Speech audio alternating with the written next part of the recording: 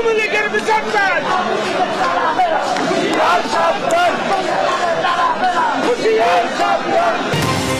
আওয়ামী লীগ নিষিদ্ধের দাবিতে যমুনার সামনে এনসিপির অবস্থান। যুবলীগ স্বেচ্ছাসেবক লীগ নিষিদ্ধে দ্রুত সিদ্ধান্ত।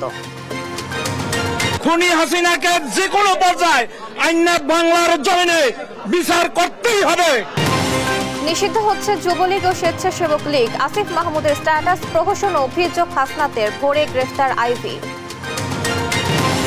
গ্রাহকের কয়েকশো কোটি টাকা লুট করেছে ভাইরাল লাইফ ইন্স্যুরেন্স। এমডি থেকে সব কর্মকর্তা জড়িত। দেউলিয়া হয়ে বন্ধ 240টি কার্যালয়। ময়মনসিংহের রাজন হত্যায় 17 পুলিশ সদস্যের বিরুদ্ধে তদন্ত শুরু। 10 লাখ টাকা না পেয়ে ক্রসফায়ার 8 বছরেও শোক কাটেনি পরিবারে।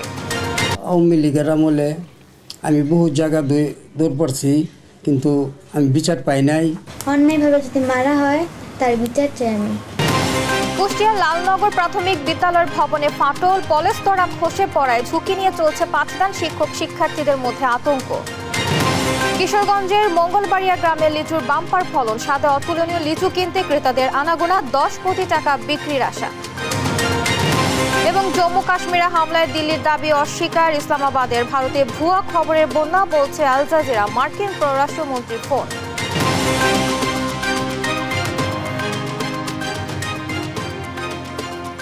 দেখছিলেন শিরোনাম সংবাদ সকালের সঙ্গে আছি আমি আয়েশা বুবলি। এবার বিস্তারিত। আওয়ামী লীগ নিষিদ্ধের এক দফা দাবিতে রাতভর উত্তাল প্রধান উপদেষ্টার বাসভবন যমুনা।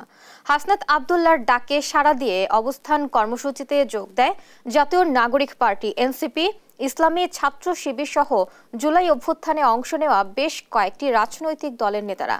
আওয়ামী লীগ নিষিদ্ধের চূড়ান্ত ঘোষণা না আসা পর্যন্ত প্রধান উপদেষ্টার বাসভবনের সামনে অবস্থান কর্মসূচি চালিয়ে নেয়ার ঘোষণাও দেয় উপস্থিত ছাত্র জনতা। আলিমুজ্জামান সাফওয়ানের রিপোর্ট। পতিত স্বৈরাচার শেখ হাসিনার বিচার ও আওয়ামী লীগ নিষিদ্ধের দাবিতে রাতভর উত্তাল প্রধান উপদেষ্টার বাসভবন যমুনা। সামাজিক যোগাযোগ মাধ্যমে দেওয়া হাসনাত আব্দুল্লাহর ফেসবুক পোস্টে সাড়া দিয়ে আন্দোলনে যোগ দেয় জাতীয় নাগরিক পার্টি, ইসলামী ছাত্র শিবির ও জুলাই অভ্যুত্থানে অংশ নেওয়া রাজনৈতিক দলের নেতারা। ব্যান ব্যান আওয়ামী লীগ স্লোগানে প্রকম্পিত হয় চারপাশের এলাকা। এ সময় বিগত সরকারের রাষ্ট্রপতি আব্দুল হামিদের দেশত্যাগের ঘটনায় ক্ষোভ প্রকাশ করে উপস্থিত জনতা। বলেন, বাংলাদেশে আওয়ামী লীগকে পুনর্বাসন করার ষড়যন্ত্র চলছে। অর্থলোভী, ক্ষমতালোভী ইন্টারিম গভর্নমেন্টের উপদেষ্টারা আওয়ামী লীগের বিভিন্ন ব্যবসায়ী প্রতিষ্ঠানের সাথে বিভিন্ন ধরনের অর্থনৈতিক লেনদেন করেছে, নেগোসিয়েশন করেছে এবং এমবাসির কথা মতো তারা আওয়ামী লীগকে নিষিদ্ধ করতে চাচ্ছে না। আওয়ামী লীগের রাজনীতি নিষিদ্ধ ও হত্যাকাণ্ডে জড়িতদের বিচার না হওয়ায় অন্তর্বর্তী সরকারের সমালোচনা করেন তারা। আওয়ামী লীগ নিষিদ্ধের দাবিতে রাতভর সড়কে অবস্থান নেয় জুলাই অভ্যুত্থানে আহতরা। এ সময় যমুনার চারপাশে যানবাহন চলাচল বন্ধ করে ব্যাপক নিরাপত্তা জোরদার করে আইন শৃঙ্খলা রক্ষাকারী বাহিনীর সদস্যরা। আলিমুজ্জামান সাফওয়ান, দেশ টিভি, ঢাকা। জুলাই গণঅভ্যুত্থানে ক্ষমতাচ্যুত আওয়ামী লীগের সহযোগী সংগঠন যুবলীগ ও স্বেচ্ছাসেবক লীগ নিষিদ্ধ হতে যাচ্ছে বলে জানিয়েছেন অন্তর্বর্তী সরকারের উপদেষ্টা আসিফ মাহমুদ সজীব ভুঁইয়া। বৃহস্পতিবার রাত 11:15টার দিকে নিজের ভেরিফাইড ফেসবুক পেজে এক স্ট্যাটাসে তথ্য জানান আসিফ মাহমুদ। সপ্তাহখানেক আগে নিষিদ্ধ করার এ প্রক্রিয়া শুরু হয় বলেও স্ট্যাটাসে জানান তিনি। সব আনুষ্ঠানিকতা শেষ করে বিষয়টি এখন চূড়ান্ত পর্যায়ে আছে বলেও জানান তিনি। এদিকে গতকাল রাতে আওয়ামী লীগ নিষিদ্ধ ও বিচারের দাবিতে প্রধান উপদেষ্টার বাসভবন যমুনার সামনে অবস্থান কর্মসূচি করে এনসিপি। তবে আরেকটি পোস্টের মাধ্যমে আসিফ মাহমুদ জানান, তার পোস্টে আন্দোলন দমনের উদ্দেশ্যে করেননি তিনি। আসিফ লেখেন, গণহত্যাকারী রাজনৈতিক দল হিসেবে আওয়ামী লীগের বাংলাদেশের রাজনীতি করার কোনো অধিকার নেই। গণহত্যাকারীদের বিচার নিশ্চিত করা এবং আওয়ামী লীগকে রাজনৈতিকভাবে নিষিদ্ধ ও নিশ্চিহ্ন করাই জুলাইয়ের অঙ্গীকার। আওয়ামী লীগের সহযোগী সংগঠন যুবলীগ ও স্বেচ্ছাসেবক লীগ নিষিদ্ধ হওয়ার আশ্বাসকে প্রহসন বলে আখ্যা দিয়েছেন জাতীয় নাগরিক পার্টির দক্ষিণাঞ্চলের মুখ্য সংগঠক হাসনাত আব্দুল্লাহ। বৃহস্পতিবার রাতে যুবলীগ ও স্বেচ্ছাসেবক লীগ নিষিদ্ধে যুব ও ক্রীড়া উপদেষ্টা আসিফ মাহমুদ সজীব ভুঁইয়ার আশ্বাসের পরিপ্রেক্ষিতে ফেসবুকে দেয়া প্রতিক্রিয়ায় হাসনাত এই মন্তব্য করেন। তিনি পোস্টে লেখেন, মূল দল আওয়ামী লীগকেই সন্ত্রাসী ও ফ্যাসিস্ট সংগঠন হিসেবে ঘোষণা দিয়ে নিষিদ্ধ করতে হবে। তিনি আরও লেখেন, আইসিটিতে দল হিসেবে বিচার করার বিধান যুক্ত করতে হবে। এর আগে প্রধান উপদেষ্টার কার্যালয়ের সামনে আওয়ামী লীগের বিচার ও নিষিদ্ধের দাবিতে আন্দোলনের পরিপ্রেক্ষিতে আওয়ামী লীগের সহযোগী সংগঠন যুবলীগ ও স্বেচ্ছাসেবক লীগ নিষিদ্ধ হওয়ার প্রক্রিয়া চূড়ান্ত পর্যায়ে রয়েছে বলে দাবি করেন যুব ও ক্রীড়া উপদেষ্টা আসিফ মাহমুদ সজীব ভুঁইয়া।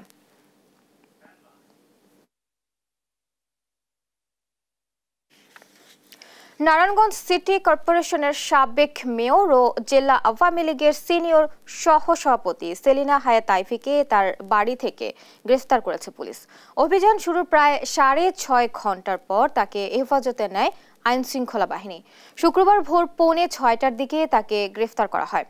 এর আগে বৃহস্পতিবার রাত 11:30টার দিকে আইফিকে গ্রেফতারের জন্য নারায়ণগঞ্জ জেলা শহরের দেবভোগ এলাকায় তার নতুন বাড়িতে অভিযান চালায় পুলিশ। এই খবর পেয়ে আইফির সমর্থকেরা বাড়িটির সামনে অবস্থান নেন এবং দুটি সড়কের 10 থেকে 15টি পয়েন্টে বাঁশ দিয়ে অবরোধ করেন। আইফির বিরুদ্ধে হত্যাসহ 6টি মামলা রয়েছে। রাতে তাকে গ্রেফতার করতে এলে সে সময় তিনি পুলিশের সঙ্গে যেতে রাজি হননি। তিনি বলেছিলেন দিনের আলো ফুটলে যাবেন। গ্রেফতার প্রক্রিয়ায় তিনি সহযোগিতা করেছেন বলে জানায় পুলিশ। তাকে গ্রেফতার করে নিয়ে যাওয়ার সময় বিবি রোডের কালীর বাজার এলাকায় দুর্বৃত্তরা পটকা ফুটিয়ে ইট পাটকেল নিক্ষেপ করে।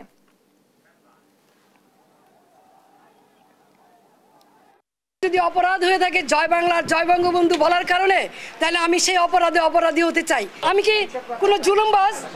আমি কি হত্যা করেছি? আমি কি চাঁদাবাজি করেছি? আমি কি নারায়ণগঞ্জ শহরে এমন কোনো রেকর্ড আমার আছে যে আমি কোনোদিন কোনো বিরোধী দলকে আঘাত করেছি? তাহলে কিসের জন্য, কি কারণে, কোন ষড়যন্ত্রের কারণে, কার স্বার্থে আমাকে অ্যারেস্ট করা হলো, আমিও প্রশাসনের কাছে জানতে চাই। জুলাই স্মৃতি ফাউন্ডেশনের প্রধান নির্বাহী কর্মকর্তা পদ থেকে পদত্যাগ করেছেন মীর মাহবুবুর রহমান স্নিগ্ধ। ফাউন্ডেশনের গভর্নর বডির সদস্য হিসেবে এখন থেকে দায়িত্ব পালন করবেন তিনি। নতুন প্রধান নির্বাহী কর্মকর্তা হিসেবে নিয়োগ দেওয়া হয়েছে অবসরপ্রাপ্ত লেফটেন্যান্ট কর্নেল কামাল আকবরকে। ফাউন্ডেশনের মোট 116 কোটি টাকা থেকে আহতদের 5,437 পরিবার এবং শহীদদের 700 পরিবারকে এখন পর্যন্ত 101 কোটি টাকা প্রদান করা হয়েছে বলে জানানো হয়। আরো জানাচ্ছেন এনআই নাহিদ। বৃহস্পতিবার রাতে রাষ্ট্রীয় অতিথি ভবন যমুনায় অন্তর্বর্তী সরকারের প্রধান উপদেষ্টা ও জুলাই স্মৃতি ফাউন্ডেশনের সভাপতি অধ্যাপক ডক্টর মোহাম্মদ ইউনুসের সভাপতিত্বে অনুষ্ঠিত বোর্ড সভা শেষে সংবাদ সম্মেলন করেন জুলাই স্মৃতি ফাউন্ডেশনের সিইও মীর মাহবুবুর রহমান স্নিগ্ধ সহ জুলাই স্মৃতি ফাউন্ডেশনের অন্যান্য সদস্যরা। এ সময় জুলাই স্মৃতি ফাউন্ডেশনের প্রধান নির্বাহী কর্মকর্তা পদ থেকে পদত্যাগ করেছেন বলে জানান মীর মাহবুবুর রহমান স্নিগ্ধ। ফাউন্ডেশনের গভর্নিং বডির সদস্য হিসেবে এখন থেকে দায়িত্ব পালন করবেন তিনি। নতুন প্রধান নির্বাহী কর্মকর্তা হিসেবে দায়িত্ব পালন করবেন অবসরপ্রাপ্ত লেফটেন্যান্ট কর্নেল কামাল আকবর।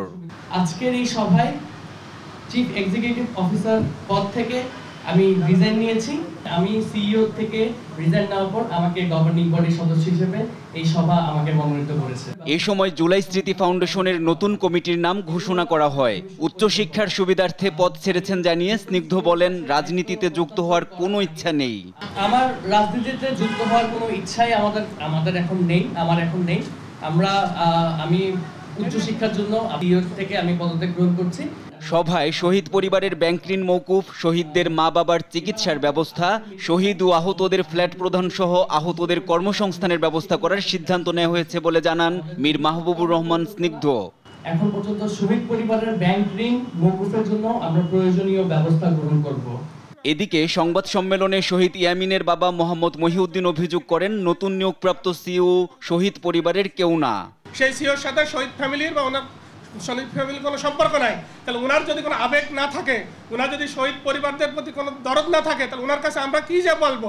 জুলাই ফাউন্ডেশনে অনুদান দিলে সেটা ট্যাক্স মুক্ত হবে বলেও জানানো হয়। সেই হিসাবে অডিট। এনআই নাহিদ, দেশ টিভি, ঢাকা। সাবেক রাষ্ট্রপতি মোহাম্মদ আব্দুল হামিদের দেশত্যাগের ঘটনায় দায়িত্বে অবহেলার অভিযোগে 3 পুলিশ কর্মকর্তাকে বরখাস্ত করা হয়েছে। বৃহস্পতিবার দিনভর আলোচনা সমালোচনার মধ্যে রাত 8:45 পুলিশ সদর দপ্তর থেকে পাঠানো এক খুদে বার্তায় এ তথ্য নিশ্চিত করা হয়েছে। বার্তায় জানানো হয়, সাবেক রাষ্ট্রপতি মোহাম্মদ আব্দুল হামিদের দেশত্যাগের ঘটনায় দায়িত্বে অবহেলার অভিযোগে ইমিগ্রেশন পুলিশের একজন অতিরিক্ত পুলিশ সুপারকে প্রত্যাহার ও আব্দুল হামিদের বিরুদ্ধে কিশোরগঞ্জের সদর থানায় দায়েরকৃত মামলার তদন্তকারী কর্মকর্তা এবং এসবির একজন কর্মকর্তাকে সাময়িক বরখাস্ত করা হয়েছে। তবে বরখাস্তকৃত 3 পুলিশ কর্মকর্তার নাম পরিচয় প্রকাশ করেনি পুলিশ সদর দপ্তর। এদিকে ঘটনা তদন্তে 3 সদস্যের একটি কমিটি করা হয়েছে। জাতীয় ঐক্যমত্য কমিশনের সঙ্গে প্রথম ধাপের আলোচনায় সংস্কারের বিষয়ে রাজনৈতিক দলগুলোর ইতিবাচক দৃষ্টিভঙ্গির প্রশংসা করেছেন প্রধান উপদেষ্টা ও কমিশন প্রধান প্রফেসর ডক্টর মোহাম্মদ ইউনুস। বৃহস্পতিবার বিকেল 4:30টায় রাষ্ট্রীয় অতিথি ভবন যমুনায় প্রধান উপদেষ্টার সভাপতিত্বে জাতীয় ঐক্যমত্য কমিশনের সভা অনুষ্ঠিত হয়। সভায় কমিশনের সামগ্রিক কার্যক্রমের অগ্রগতি পর্যালোচনা করা হয়। প্রথম ধাপের আলোচনায় সংস্কারের বিষয়ে রাজনৈতিক দলগুলোর ইতিবাচক দৃষ্টিভঙ্গির প্রশংসা করেন প্রধান উপদেষ্টা। সেই সঙ্গে রাজনৈতিক দলগুলোর সঙ্গে পরবর্তী ধাপের আলোচনার কর্ম পরিকল্পনা দ্রুত চূড়ান্ত করার জন্য তাগিদ দেন তিনি। 1.5 ঘণ্টাব্যাপী এ সভায় অংশগ্রহণ করেন জাতীয় ঐক্যমত্য কমিশনের সহসভাপতি অধ্যাপক আলী রিয়াজ, সদস্য ডক্টর বদিউল আলম মজুমদার ও ডক্টর ইফতেখারুজ্জামান সহ ঐক্যমত্য কমিশনের সদস্য ও বিভিন্ন উপদেষ্টারা। বিচারপতি নজরুল ইসলাম চৌধুরীকে চেয়ারম্যান করে আন্তর্জাতিক অপরাধ ট্রাইব্যুনাল 2 গঠন করে প্রজ্ঞাপন জারি করেছে আইন মন্ত্রণালয়। বৃহস্পতিবার আন্তর্জাতিক অপরাধ ট্রাইব্যুনালে প্রাপ্ত অভিযোগ ও অভিযুক্তের সংখ্যা, দ্রুত বিচার নিষ্পত্তির প্রয়োজন, কাজের চাপ ইত্যাদি বিবেচনায় এ উদ্যোগ গ্রহণ করা হয়েছে। ট্রাইব্যুনালের সদস্য পদে নিয়োগ পেয়েছেন অবসরপ্রাপ্ত জেলা ও দায়রা জজ মোহাম্মদ মঞ্জুরুল বাসিদ এবং মাদারীপুরের জেলা ও দায়রা জজ নূর মোহাম্মদ শাহরিয়ার কবির। আইন ও বিচার বিভাগের সচিব শেখ আবু তাহের স্বাক্ষরিত প্রজ্ঞাপনে বলা হয়, আন্তর্জাতিক অপরাধ ট্রাইব্যুনাল 2 এর চেয়ারম্যান ও সদস্যগণ বাংলাদেশ সুপ্রিম কোর্টের হাই কোর্ট বিভাগের বিচারকের প্রাপ্য বেতন ভাতা ও অন্যান্য সুবিধা প্রাপ্ত হবেন।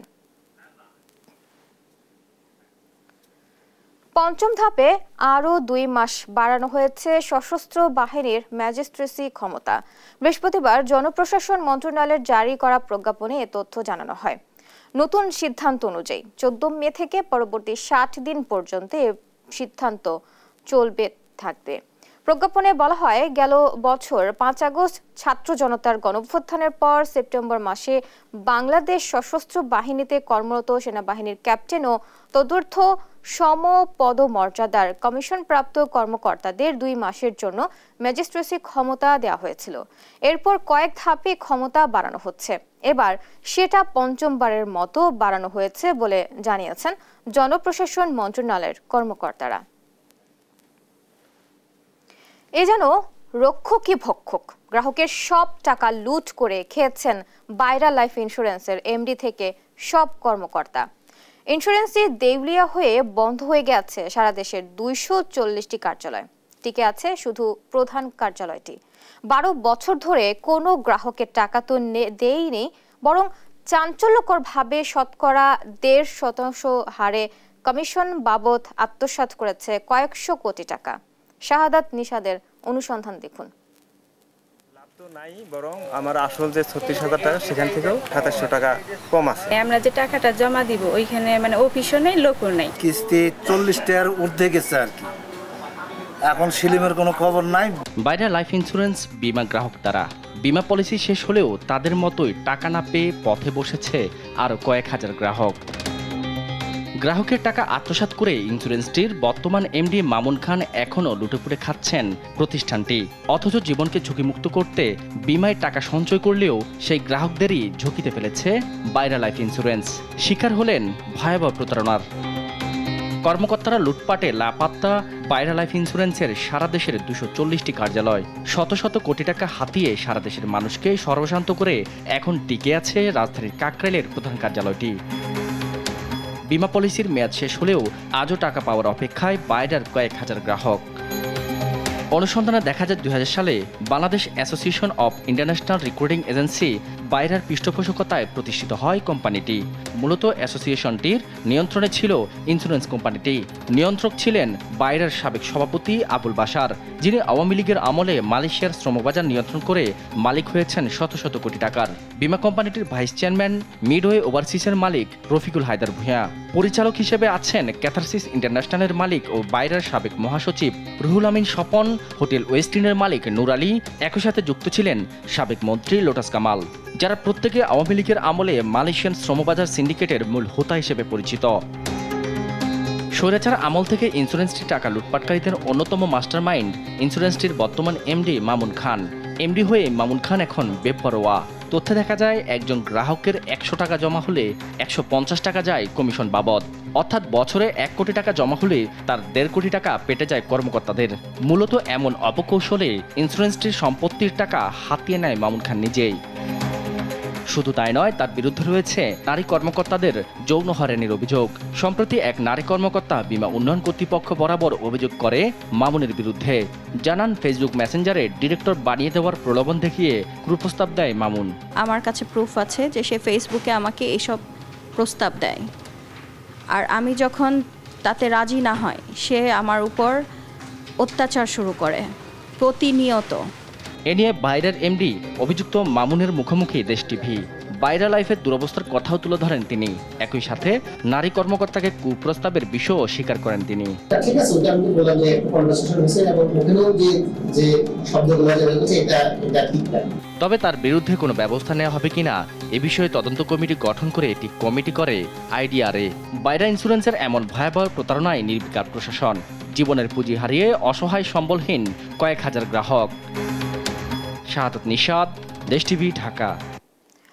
8 বছর আগে ময়মনসিংহের রাজন মিয়াকে ক্রস ফায়ারে হত্যার ঘটনায় তৎকালীন ডিবির ওসি আশিকুর রহমান আশিক সহ 17 পুলিশের বিরুদ্ধে আদালতের নির্দেশে তদন্ত শুরু করেছে পিবিআই। নিহতের পরিবার জানায় 10 লাখ টাকা না দেয়ায় রাজনকে গুলি করে হত্যা করা হয়। স্বজন হারানোর শোক এখনও কাটিয়ে উঠতে পারেনি পরিবার। সহকর্মী ইলিয়াস আহমেদের তথ্য ও ছবিতে অঙ্কন চৌধুরীর রিপোর্ট। 2018 সালের 22 মে রমজানকে মাদক মামলায় ধরে নিয়ে 10 লাখ টাকা দাবি করে ডিবি পুলিশ। টাকা না পেয়ে 2 দিন পর তাকে ক্রসফায়ারে হত্যা করা হয়। 2024 সালের 20 অক্টোবর নিহতের বাবা মা আদালতে 17 জনের বিরুদ্ধে মামলা দায়ের করে। 23 এপ্রিল পিবিআইকে তদন্তের নির্দেশ দেয় আদালত। রমজানের মেয়ে নুসাইবা দাদা দাদির কাছে বড় হচ্ছে এবং ন্যায় বিচার চেয়েছে সে। অন্যায়ভাবে যদি মারা হয় তার বিচার চাই আমি। রমজানের মৃত্যুতে পরিবারের সদস্যরা এখনো শোকাহত। আটকের পর ছেলেকে বাঁচাতে না পারার কষ্ট এখনো তাদের তাড়িয়ে বেড়াচ্ছে। আওয়ামী লীগের আমলে আমি বহু জায়গা দৌড় পড়ছি, কিন্তু আমি বিচার পাই নাই। অনেক নির্যাতন করছে। 2 দিন পরে আমার ভাইয়ের লাশ পাইছি আমরা। রমজানের মতো মুন্না, পায়েল, ইদ্রিসকেও মাদক অভিযোগে ক্রসফায়ারে হত্যা করা হয়। এসব ঘটনায় দোষীদের বিচারের দাবি করছে নাগরিক নেতারা। আইনশৃঙ্খলা রক্ষাকারী বাহিনী তারা টাকার বিনিময়ে টার্গেট কিলিং করেছে। অভিযুক্ত ওসি আশিকুর দাবি করেন সবকিছুই আইন মেনে হয়েছে, রাজনৈতিক কারণে তার বিরুদ্ধে অভিযোগ তোলা হচ্ছে। আর পিবিআই বলছে তদন্ত চলছে এবং সময় মতো প্রতিবেদন দেয়া হবে। রাষ্ট্রীয় একটা পরিবর্তন আসার পরে বিভিন্ন জন বিভিন্নভাবে অপরচুনিটি নেওয়ার চেষ্টা করছে। আলাদা হয়তো সেই অপরচুনিটি নেওয়ার চেষ্টা করছে, যেহেতু সে একটা মার্ডার মামলার নিয়মিত আসামি, যেটা জজ কোর্টে বিচারাধীন চলছে। পোস্টমর্টেম হয়েছে এবং পোস্টমর্টেম রিপোর্ট সবকিছু যে ডিজিজড রাজন তার বিরুদ্ধে থানায় বেশ কিছু মামলা আছে, সেই বিষয়গুলো আমরা 2017 সালের 5 জুলাই ডিবির ওসি হিসাবে যোগ দেয়া মাত্রই 1 বছরে 22 জনকে ক্রসফায়ারে হত্যা করে আশিক। বেপরোয়া কর্মকাণ্ডের কারণে 2018 সালের 19 জুলাই বদলি করা হয় তাকে। নিউজ ডেস্ক, দেশ টিভি। কুষ্টিয়ার দৌলতপুরে ঝুঁকিপূর্ণ ভবনে চলছে প্রাথমিক বিদ্যালয়গুলোর পাঠদান কার্যক্রম। দীর্ঘদিন সংস্কার না হওয়ায় বিদ্যালয়ের ভবনগুলোতে দেখা দিয়েছে ফাটল, খুলে পড়ছে ছাদের পলেস্তরা, ঠিকমতো নেই জানালা দরজাও। তারপরেও চলছে শিক্ষার্থীদের ক্লাসের কার্যক্রম। এতে আতঙ্কিত শিক্ষক ও শিক্ষার্থীরা, দুশ্চিন্তায় অভিভাবক। ভবনগুলো দ্রুত সংস্কারের দাবি তাদের। ইরফান রানার ক্যামেরায় কুষ্টিয়া থেকে নাহিদ হাসান তিতাসের রিপোর্ট। কুষ্টিয়ার দৌলতপুর উপজেলার আড়িয়া ইউনিয়নের লালনগর সরকারি প্রাথমিক বিদ্যালয়ের চিত্র এটি। দীর্ঘদিন সংস্কার না করায় বিদ্যালয়টির ভবনগুলোর জরাজীর্ণ অবস্থা। দেখা দিয়েছে ফাটল, খুলে পড়ছে ছাদের পলেস্তরা, ঠিকমতো নেই জানালা দরজাও। তারপরেও ঝুঁকিপূর্ণ এসব ভবনেই চলছে শিক্ষা কার্যক্রম। এতে আতঙ্কিত শিক্ষক ও শিক্ষার্থীরা। আমাদের স্কুল ভাঙা, এখানটা কখন যে কারোর মাথায় ভেঙে পড়ে যাওয়া ঠিক নাই। এই স্কুল ভাঙায় আর একটা স্কুল আপনারা করে দেন। ক্লাস নিতে অনেক সময় মনে হয় যে কখন না জানে কোনো দুর্ঘটনা ঘটে। বাচ্চাদের পাঠাতে ভয় করে, বলে যে ম্যাম এটা যে কোনো সময় আমাদের বাচ্চাদের মাথায় খসে পড়তে পারে। বিদ্যালয়গুলোর এমন জরাজীর্ণ অবস্থায় পাঠদানে আতঙ্কিত অভিভাবকরাও। সন্তানদের স্কুলে পাঠিয়ে যেন দুশ্চিন্তার শেষ নেই তাদের। দ্রুত বিদ্যালয়ের ভবনগুলো সংস্কারের দাবি তাদের। বিল্ডিং এর রডগুলো বের হয়ে গেছে, অনেক জায়গায় ফাটল ধরছে। এখানে এই বিল্ডিং এ খুব রিস্ক। স্কুলের অবস্থা খুবই খারাপ, ভিতরে ফাট ধরেছে, বাচ্চাদের পড়াশোনা করার উপযুক্ত না। আর ঝুঁকিপূর্ণ ভবনে শিক্ষা কার্যক্রম চলার বিষয়টি স্বীকার করে সংশ্লিষ্টরা বলছেন, ইতিমধ্যে পাঠদানে অনুপযোগী বিদ্যালয়ের ভবনগুলো চিহ্নিত করেছেন তারা। তালিকাও পাঠিয়েছেন মন্ত্রণালয়ে। সিদ্ধান্ত আসলেই নেবেন ব্যবস্থা। জরাজীর্ণ ভবনটি অ্যাভয়েড করার জন্য ইতিমধ্যে আমরা বলেছি। পাশাপাশি আমরা লালনগর সহ আরও 13টি বিদ্যালয়, ঝুঁকিপূর্ণ বিদ্যালয়ের নামের তালিকা ইতিমধ্যে আমরা তালিকাভুক্ত করেছি। আমাদের ঊর্ধ্বতন কর্তৃপক্ষকে বিভিন্ন সময়ে দৃষ্টি আকর্ষণ করা হয়েছে, যার মাধ্যমে তারা এই শিক্ষা প্রতিষ্ঠানগুলোকে একটা উন্নত মানের শিক্ষা প্রতিষ্ঠান করার জন্য এবং মানসম্মত শিক্ষা প্রদানের জন্য যে ধরনের মেরামত করার প্রয়োজন সেটা করবেন। বিদ্যালয়গুলোর ঝুঁকিপূর্ণ ভবন সংস্কারে দ্রুতই নেওয়া হবে উদ্যোগ। শিক্ষক, শিক্ষার্থী ও অভিভাবকদের মাঝে ফিরবে স্বস্তি, এমনটাই প্রত্যাশা সবার। নাহিদ হাসান তিতাস, দেশ টিভি, কুষ্টিয়া। কিশোরগঞ্জের পাকুন্দিয়ার মঙ্গলবাড়িয়া গ্রামের লিচুর খ্যাতি এখন দেশ জুড়ে। আবহাওয়া অনুকূলে থাকায় এবার ফলনও হয়েছে ভালো। রস, রং ও স্বাদে অতুলনীয় এই লিচু কিনতে নানা প্রান্ত থেকে ছুটে আসছেন ক্রেতারা। সামনের সপ্তাহেই বাজারে পাওয়া যাবে এই লিচু। তোফায়েল আহমেদের রিপোর্ট, জানাচ্ছেন নুসরাত শোভা। 200 বছরের পুরনো ইতিহাস বয়ে চলেছে কিশোরগঞ্জের পাকুন্দিয়ার মঙ্গলবাড়িয়া গ্রামে। 1802 সালে চীন থেকে আনা হয়েছিল লিচুর প্রথম চারা। সেই চারা এখন গোটা গ্রামের পরিচয়। প্রায় প্রতিটি পরিবার লিচু চাষ করে। রস, রং ও স্বাদে অতুলনীয় এই লিচুর খ্যাতি এখন দেশ জুড়ে। 2000 মানুষের অর্থসংস্থানের যোগান দেয় এই লিচু। বাড়ির উঠান, পুকুর পাড় কিংবা ধানের জমির আইল সবখানি দাঁড়িয়ে আছে লিচু গাছ। এবারে লিচু ফলনটা অন্য সনের 2-5 বছর এবারে লিচু ফলনটা খুবই ভালো। আর 1 সপ্তাহ 8 দিন 10 দিন গেলে লিচুরা রং হইবে, পাকবে, লিচুর যে একটা রস গান।